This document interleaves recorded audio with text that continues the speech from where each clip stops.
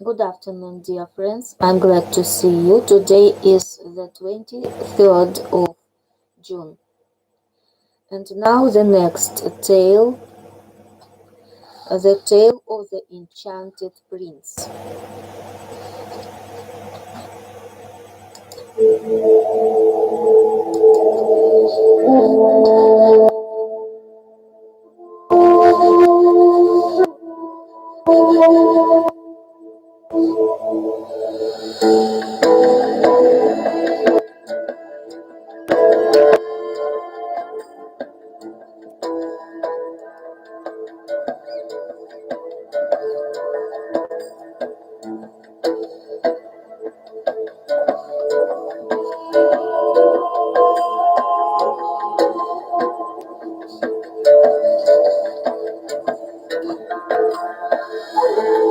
I'll have you know, my lord, that my sire was king of this city, and his name was Mahmud, lord of the Black Islands and ruler of what are now these 4 mountains. He reigned 70 years, after which he died, and I was appointed sultan in his place. I took my cousin as my wife, the daughter of my paternal uncle, and she loved me with such abounding love that whenever I was absent, she did not eat or drink until she saw me again. She had been living with me for 5 years, when on a certain day she went to the hammam bath and stayed there a long time. After asking the cook to get everything ready for our supper, I went into the palace and lay down on the bed where I was accustomed to sleep. Then I requested 2 maidens to fan my face, one sitting by my head and the other at my feet. But I was restless because my wife was absent, and I could not sleep. Though my eyes were closed, my mind and thoughts were wide awake.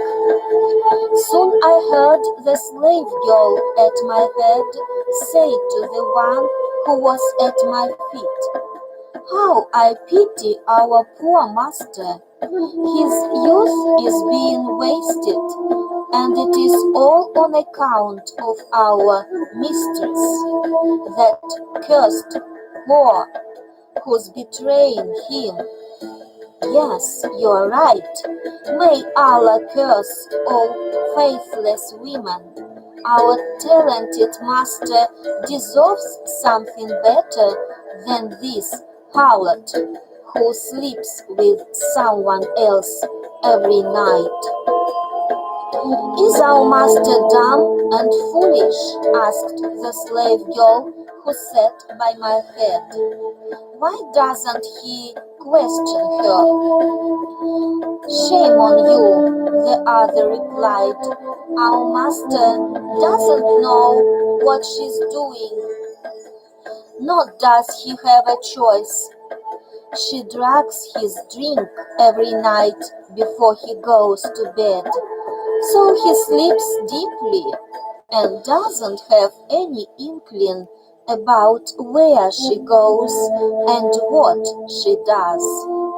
But we know that after giving him the drugged wine, she puts on her richest clothes and perfumes.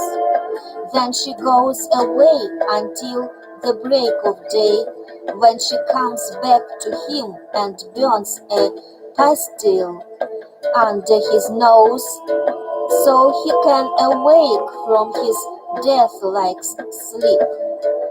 When I heard the slave girl's words, I was livid with rage, and I thought night would never fall.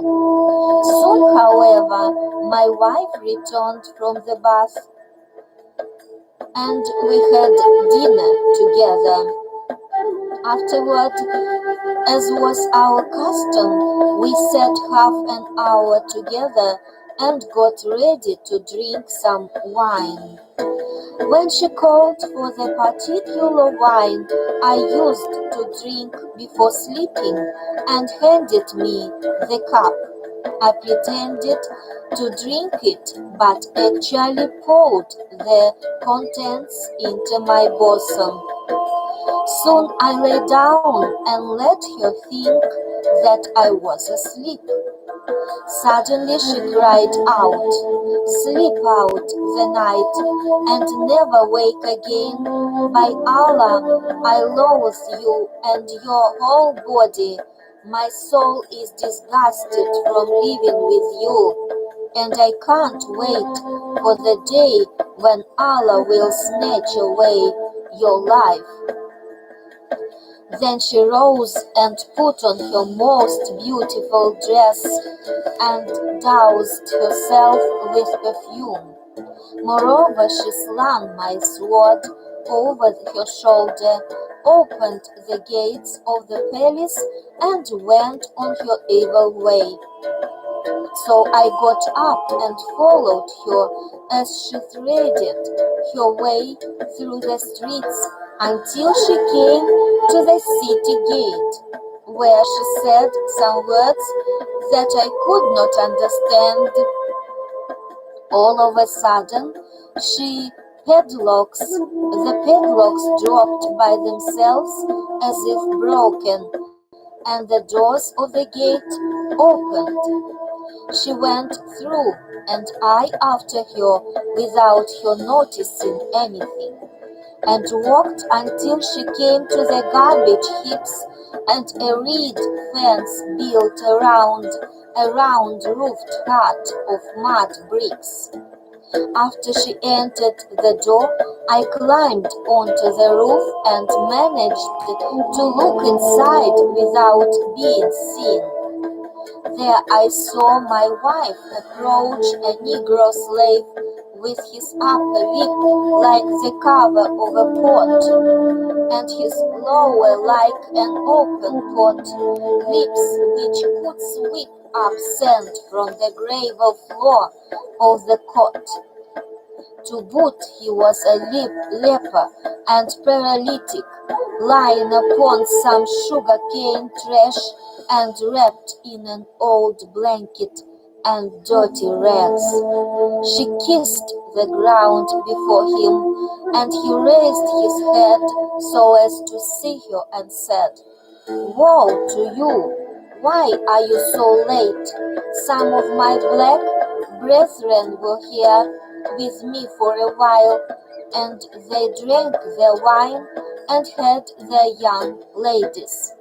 But I could not drink because you were absent." "Oh, my lord," she said, "my heart's love, don't you realize that I'm married to my cousin, whose very looks are lost, and I hate myself when I am in his company? And if I were not afraid for your sake, I would not let a single sun rise before turning his city into a heap of rubble, and the ravens would croak, the owls hoot, and the jackals and wolves would run amok and loot. Indeed, I would have all the stones of the city removed to the back of the Caucasus." "You are lying, damn you," the slave responded. "Now I'm going to swear an oath by the valor and honor of Blackamoor men, and don't think that our manliness is like the poor manliness of white men, that from this day forth, if you stay away from me until this hour, I will reject your company, nor will I glue my body to your body and strum and belly bump.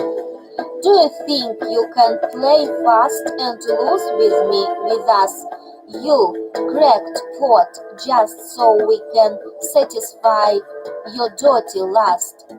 You stink, bitch, vilest of the vile whites.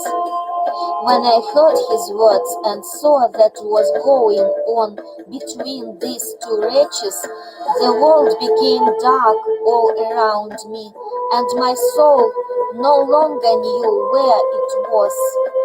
Meanwhile, my wife stood up, weeping humbly before the slave, and said, "Oh, my beloved, oh, light of my eyes!"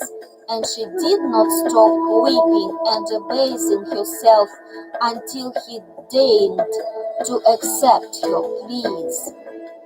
Then she was quite glad, stood up, took off her outer garments, and said, "Oh, master, what do you have here for your slave to eat?"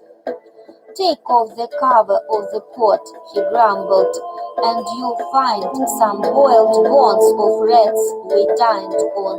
Pick at them and then go to that slop pot where you'll find the rest of some beer that you may drink." So she ate, drank, and washed her hands. Afterward, she went and lay down by the side of the slave on the cane trash, and after stripping herself stark naked, she crept in with him under his dirty cover and rags. When I saw my wife do this deed, I completely lost my head and climbed down from the roof. After I entered the hut, I grabbed the sword which she had with her, and I was determined to slay them both. First I struck at the slave's neck and thought that death now beckoned him, and Scheherazade noticed that dawn was approaching, and she stopped telling her story. When the next night arrived, however, she received the king's permission to continue her tale and said, "After striking the slave, I had thought that I had slain him, for he uttered a loud hissing groan, but I had only cut the skin and flesh of the gullet and 2 arteries. When these sounds awoke my wife, I sheathed the sword and rushed to the city. Then I entered the palace, lay down on my bed, and slept until morning. Later, when my wife aroused me, I saw that she had cut off her hair and had put on mourning garments. 'Oh, son of my uncle,' she said, 'don't blame me for what I'm doing. I have just learned that my mother is dead, and my father has been killed in a holy war. Moreover, one of my brothers has lost his life from a snake sting, and another has died by falling off a cliff. There is nothing I can or should do but weep and lament.' When I heard her words, I held back my reproaches and only said, 'Do what you think best. I certainly will not hinder you.' So she continued to grieve and mourn for 1 whole year, and when the full year had passed, she said to me, 'I'd like to build a tomb with a cupola in your palace that I will set aside only for my mourning, and I'll call it the House of Lamentations.' 'Do what you think best,' I said again. Then she built for herself a cenotaph in which she could mourn, and she also placed a dome on top of it, under which there was a tomb like a sentence sepulchre. It was to this place that she carried the slave and housed him, but he was exceedingly weak because of his wound and unable to make love to her. He could only drink wine, and from the day of his injury he could not speak a word, but he continued to live because his appointed hour for death had not yet arrived. Every day, morning and evening, my wife went to him and wept over him. She gave him wine and strong soups and kept doing this for 1 more year. I tolerated all this patiently and paid no heed to her. However, one day I went into her chamber without her noticing it, and I found her weeping, slapping her face and crying. "Why are you so absent, my heart's delight? Speak to me, my life. Talk with me, my love."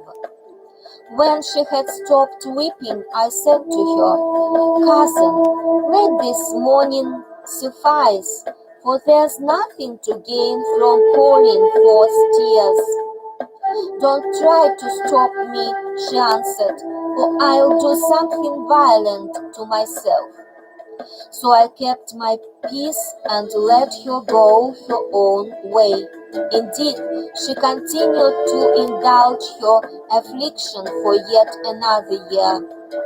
At the end of the 3rd year, I became tired of all this mourning, and one day, when I was annoyed and angry because of some frustration matter, I happened to enter the cenotaph and heard her say, "Oh my Lord, I never hear you say a single word to me. Why don't you answer me?" All this caused me to become enraged, and I cried out, "There's enough! How long is this sorrow to last?" When she heard my words, she sprang to her feet, crying, "Shame on you, you cur! This is all your fault. You have wounded my heart's darling and have caused me a great deal of woe. Not only that, you've wasted his youth so that he has had to lay in bed these past 3 years more dead than alive." In my wrath, I cried, "Oh, you dirtiest of harlots and filthiest of whores, fatted by negro slaves hired to have a go at you. Yes, indeed, it was I who did this good deed, and snatching my sword, I drew it and tried to cut her down. But she laughed at my words and ridiculed me by saying, 'To hell, hound that you are!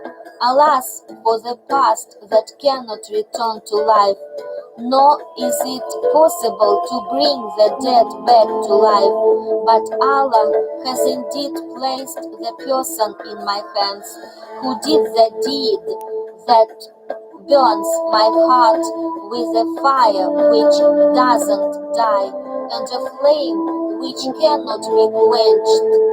Then she stood up and pronouncing some unintelligible words, she said, 'By virtue of my magic powers, you are to become half stone and half man.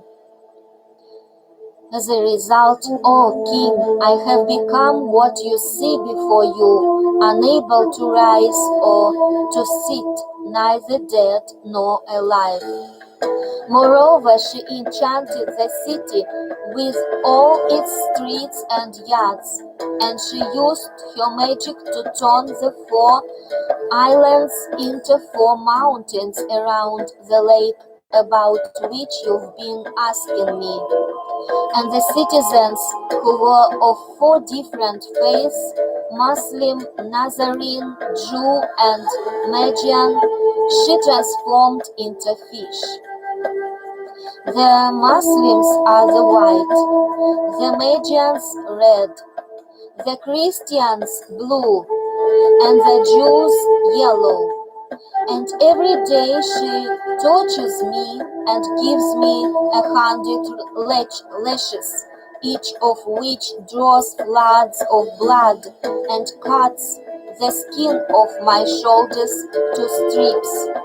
Finally, she covers my upper half with a hair cloth and throws these robes over them.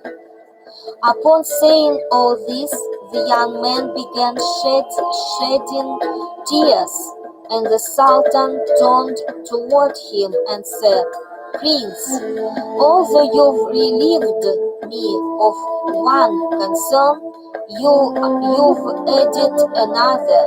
Tell me, my friend, where is she? Where is the mausoleum in which the wounded slave is lying?"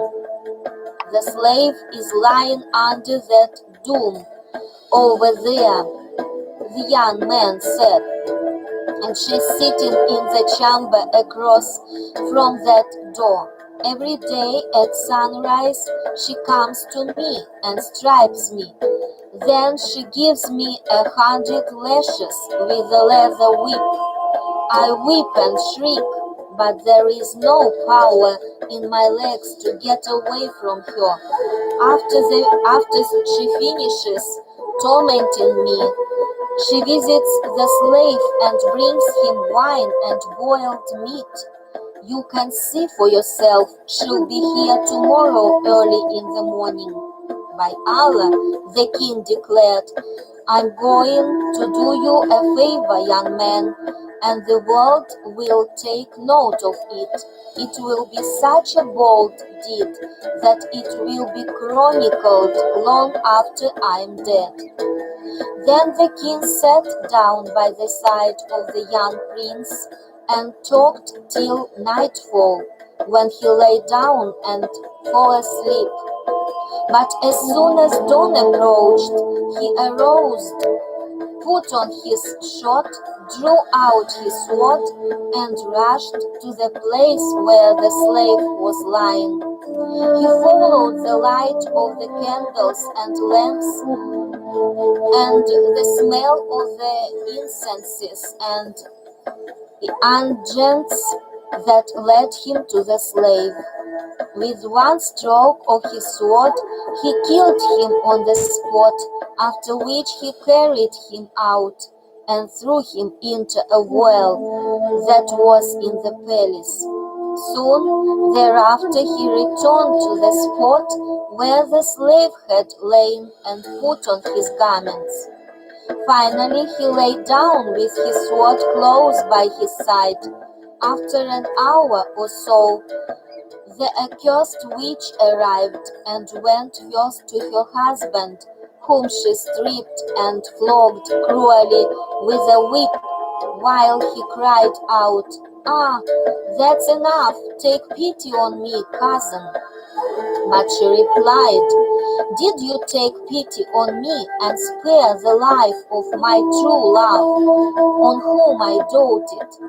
Then she drew the haircloth over his raw and bleeding skin and threw the robe over his entire body, and went to the slave with a goblet of wine and a bowl of meat broth in her hands. She entered the tomb weeping and wailing, "Oh my lord, say something to me. Oh my master, talk a while with me." The king lowered his voice and, twisting his tongue, spoke the way that blackamoors speak. Hear now, only Allah is all-powerful and all-glorious." Now when she heard these words, she shouted for joy and fainted. Upon recovering her senses, she asked, "My lord, can it be true that you've regained the power of speech?" "You cause of my soul," The king replied in a small and faint voice, "Do you deserve my talking to you?" "Why shouldn't you?" she asked. "Because you torment your husband the entire day," he replied, "and he keeps calling on heaven for aid, so that I can't sleep from morning until evening. And he prays and curses us so much that I'm greatly disturbed. If things were different, I would have regained my health long ago, and it is this situation that prevents me from answering you." "With your permission," she said, "I release him from the spell." "Release him and let's have some rest," the king declared. "As you wish," the woman said, and she went to the palace, where she took a metal bowl, filled it with water, and said certain words over it that made the contents bubble and boil. Then she sprinkled some of the water over her husband, saying, "By virtue of the dread words that I have spoken, return to the form that is your own." Suddenly the young man shook and trembled, and finally he rose to his feet, and rejoicing at his salvation, he cried out, "I testify that there is no God but the God, and in truth Mohammed is his apostle, whom Allah blesses and keeps." Then she said to him, "Go away and never return. If you do, I'll surely slay you." So he departed, and she returned to the tomb and said, "My lord, come out so I can look at you and your godliness." The king replied in faint, low words, "Why? What have you accomplished? You've gotten rid of the branch, but not the root of my troubles." "Oh, my darling," she asked, "what is the root?" "Shame on you, curse of my soul," he answered. "The people of this city and of the four islands lift their head every night in the lake in which you have turned them to fish, and they cry to heaven and call down its anger on me and you. And this is the reason why my body cannot return to health. Go at once and set them free. Then come to me and take my hand and raise me up, for I've already regained a little strength." When she heard the king's words, still supposing him to be the slave, she cried out in joy, "Oh, my master, your every word is my command." So she sprang to her feet, full of joy, and ran down to the lake, where she took some of its water in the palm of her hand.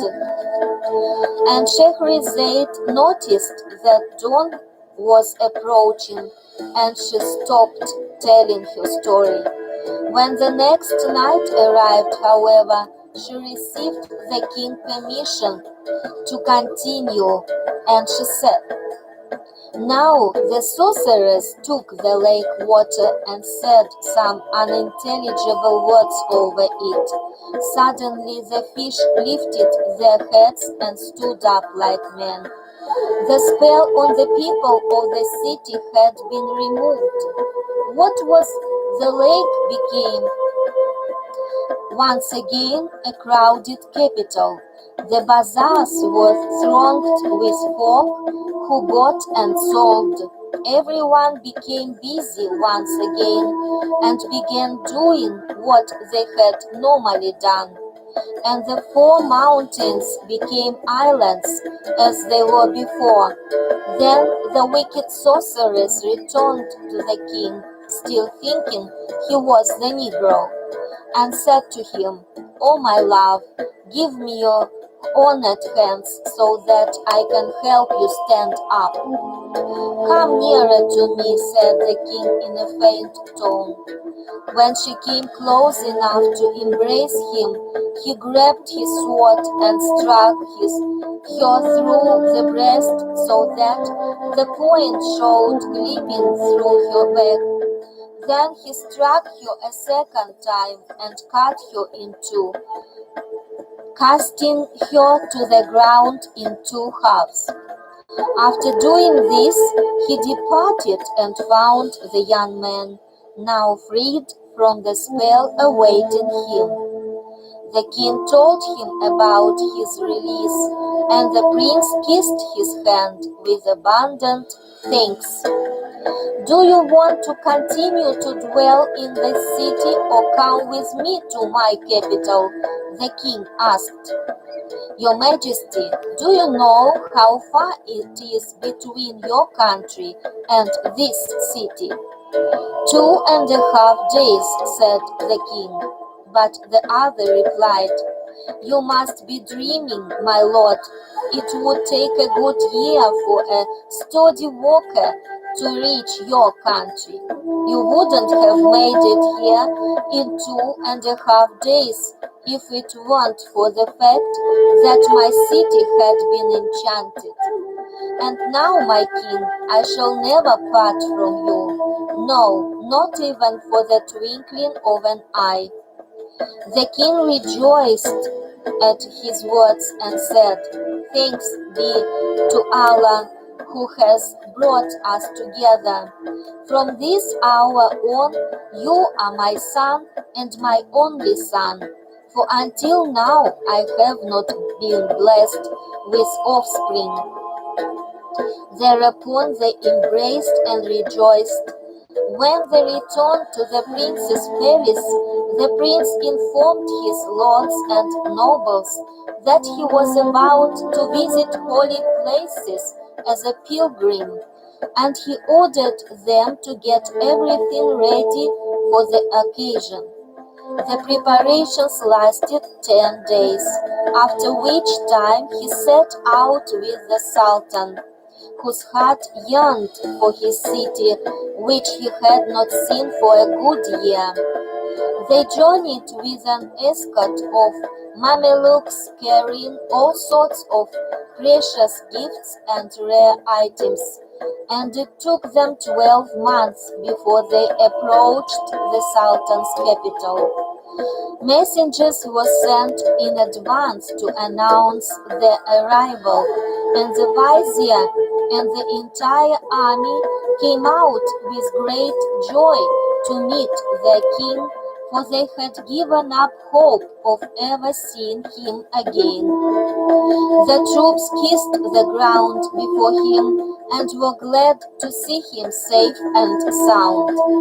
After he entered his palace and took his seat upon his throne, and the minister came before him, the king told him what had happened to the young prince, and the vizier congratulated him on his narrow escape. After restoring order throughout the land, the king gave many generous gifts to his people and said to the vizier, Bring me the fisherman who gave us the fish. So he sent for the fisherman who had actually been responsible for bringing about the liberation of the prince's city. And when he came to the palace, the Sultan bestowed on him a robe of honor and asked him how he was doing and whether he had children. The fisherman told him that he had 2 daughters and a son. So the king sent for them and took one daughter for his wife and gave the other to the young prince, while he made the son his head treasurer. Furthermore, he appointed the vizier to be sultan of the city in the Black Islands that had once belonged to the young prince, and sent him there with an escort of 50 armed slaves, together with robes of honor for all the lords and nobles of the city. The vizier kissed his hands and went on his way, while the Sultan and the prince dwelt at home in all the solace and the delight of life. Finally, the fisherman became the richest man of his age, and his daughters lived with the kings until death brought an end to their lives. No sooner had Scheherazade concluded her tale than she said, "And yet, O king, this tale is no more wondrous than the remarkable story of the ebony horse."